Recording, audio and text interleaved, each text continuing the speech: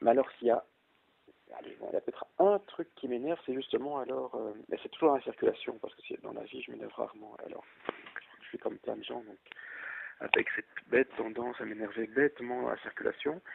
C'est pas du tout quand quelqu'un roule trop lentement devant moi, c'est pas du tout tout ça qui sont des choses que je respecte et que moi il n'y a pas de problème. Mais c'est les gens qui ont un comportement inverse. Donc effectivement, c'est cette espèce de volonté d'être devant à tout prix, de dépasser à tout prix, genre le truc qui me rend le plus fou au monde et qui me donnerait presque envie de tuer, c'est quand bien sagement je fais la file dans le bois de la Cambre,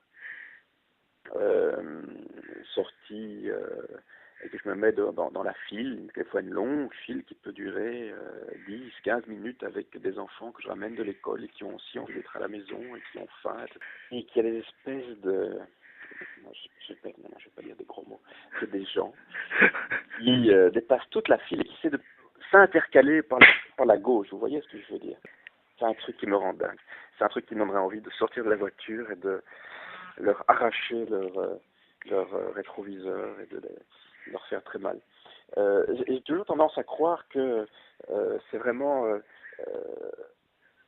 je sais pas, que c'est une des plus belles images, qu'on pourrait presque en tirer une conclusion sur comment et pourquoi le monde ne va pas toujours très bien, et que c'est peut-être dans ces petits trucs-là, dans ces petits comportements-là qu'il faut chercher certains exemples à source, ou plutôt un bel exemple dans ce petit manque de civisme, de pourquoi de manière plus globale tout va souvent mal, pourquoi ce n'est pas capable d'attendre 10 minutes dans une file son tour et qu'il faut absolument dépasser tout le monde en emmerdant en plus les gens qui sont derrière cette personne qui met son clignot en essayant de s'intercaler à toute force.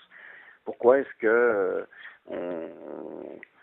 on ferait gaffe à mille autres choses plus importantes? Pourquoi est-ce qu'on essaierait d'être... voilà.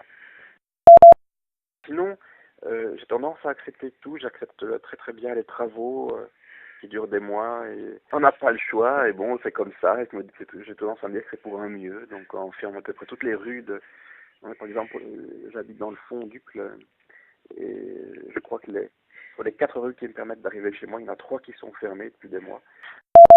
Alors c'est vrai que maintenant que vous le dites, je suis vu que je suis un garçon très civique, je roule de toute façon à 30 quand il est marqué 30 et à 50 quand il est marqué 50.